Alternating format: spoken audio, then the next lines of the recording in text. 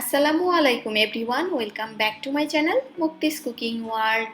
আজকে আমি আপনাদেরকে তৈরি করে দেখাবো একদম বিয়ে বাড়ির বাবুর্চিদের মতো কিভাবে পারফেক্ট ঝরঝরে জর্দা ঘরে নিজেই তৈরি করতে পারবেন সেই রেসিপিটা। অনেক সময়ই দেখা যায় জর্দা বাসায় তৈরি করলে হয় বেশি নরম হয়ে যায় বা জর্দার রাইসটাকে ঝরঝরে রাখতে গেলে রাইসটা বেশি শক্ত থেকে যায়, কিন্তু বাবুর্চিদের মতো পারফেক্ট হয় না। তাই পারফেক্ট ফ্লেভার এবং পারফেক্ট টেক্সচার সহ কিভাবে ঝরঝরে জর্দা তৈরি করবেন সেই রেসিপিটাই শেয়ার করব। আশা করছি আপনাদের ভালো লাগবে। জর্দা তৈরি করার জন্য এখানে আমি নিয়ে নিচ্ছি মেজারমেন্ট কাপের 1 কাপ পরিমাণ কালো জিরা পোলাওয়ের চাল। আপনারা চাইলে বাসমতি চাল দিয়েও করতে পারবেন। এখন এর মধ্যে আমি দিয়ে দিচ্ছি নর্মাল তাপমাত্রার কিছুটা পানি। এবার বেশ কয়েকবার চালটাকে ভালোভাবে কচলে পানিটা বদলে ধুয়ে নিতে হবে যতক্ষণ পর্যন্ত সাদা পানি বের না হয়ে আসবে। এরপরে এই পানির মধ্যে চালগুলোকে আমি 15 মিনিটের জন্য ভিজিয়ে রাখবো। এতে করে পরবর্তীতে ভাতটা রান্না করলে সেই ভাতটা বেশ অনেকটা লম্বাটে হয় এবং ঝরঝরে হয়। তাই চেষ্টা করবেন 15 মিনিট চালটা ভিজিয়ে নেওয়ার জন্য। 15 মিনিট পরে চালগুলোকে আমি পানি থেকে তুলে এরকম একটা স্ট্রেনারে নিয়ে নিয়েছি। এবার এভাবে রেখে আমি চলে যাব ভাতটা রান্না করার জন্য। চুলায় একটা হাঁড়ি বসিয়ে নিয়েছি। এখন এর মধ্যে আমি বেশ কিছুটা পানি দিয়ে দিচ্ছি, আর একটু বেশি করে পানি নেবেন ভাতটা রান্না করার জন্য।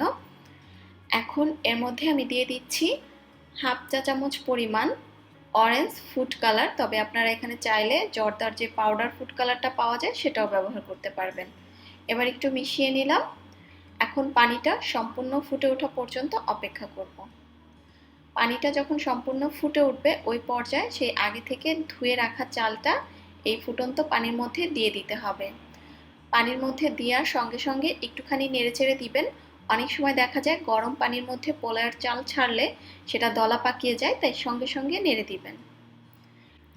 এখন চুলার আঁচ একদম হাই হিটে করে এই চালটাকে আমি 80% সিদ্ধ হওয়া পর্যন্ত রান্না করে নিব।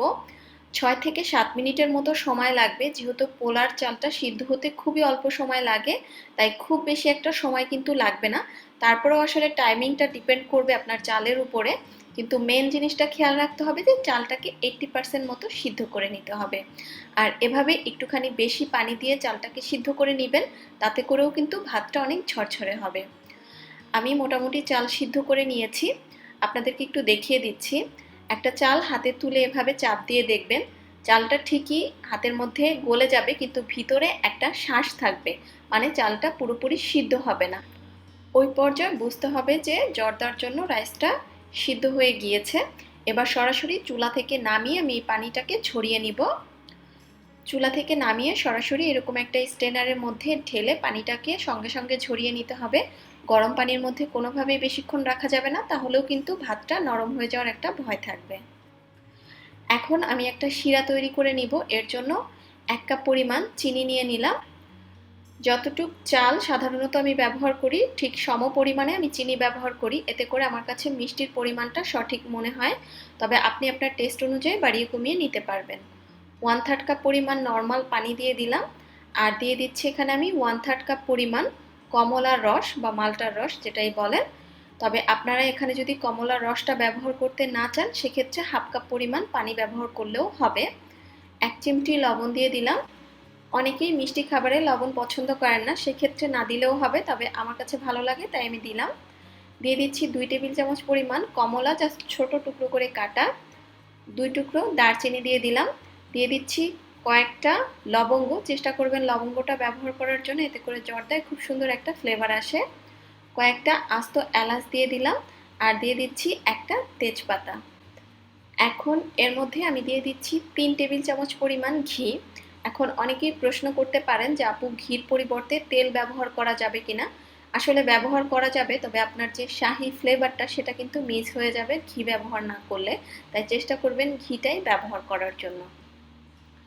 এবার এই সব কিছুকে একত্রে মিশিয়ে নিচ্ছি এবং চিনিটা গলে শিরাটা ফুটে ওঠা পর্যন্ত অপেক্ষা করছি। এখানে আপনারা যদি কমলার রসটা ব্যবহার না করেন সেক্ষেত্রে পানির পরিমাণটা একটু কমিয়ে দিবেন, মানে হাফ কাপ পানি ব্যবহার করলেই হবে। তবে কমলার রস ব্যবহার করলে অনেক সুন্দর একটা স্মেল আসে জর্দার মধ্যে। যখন চিনিটা গলে শিরাটা সম্পূর্ণ ফুটে উঠবে, ওই পর্যায়ে এর মধ্যে সেই আগে থেকে রান্না করা ভাতগুলো দিয়ে দিতে হবে। ভাতগুলো দেওয়ার পরে সবকিছু একত্রে একটু মিশিয়ে নিচ্ছি। এখন আপনাদের সাথে একটা টিপস শেয়ার করে রাখি। যদি কোনো কারণে কারো ভাতটা অনিচ্ছাকৃতভাবে নরম হয়ে যায়, সেক্ষেত্রে যেটা করবেন, শিরা তৈরি করার সময় পানির পরিমাণটা একটু কমিয়ে দিবেন। তবে রাইসটা পারফেক্ট করে রান্না করে নিলে জর্দাটা যতটা পারফেক্ট এবং ঝরঝরে হবে, রাইসটা যদি একবার নরম হয়ে যায় ততটা ভালো কিন্তু হবে না। তারপরেও কিছুটা আপনি রিকভারি করতে পারবেন। এবার চুলার আঁচটা বাড়িয়ে শিরাটা টেনে চালের সাথে একদম মিশে যাওয়া পর্যন্ত রান্না করতে হবে ঢাকনা ছাড়া, মানে চালের গায়ে গায়ে এই শিরাটা মিশে যাওয়া পর্যন্ত। যখন শিরাটা টেনে চালের গায়ে গায়ে এভাবে মিশে যাবে, ওই পর্যায়ে চুলার আঁচটা একদম লোতে করে ঢাকনা দিয়ে ঢেকে একদম লো আছে 10 থেকে 12 মিনিটের মতো এভাবেই দমে রেখে রাইসটাকে রান্না করতে হবে। আর জর্দা কিন্তু মূলত দমে রেখেই রান্না করা হয়।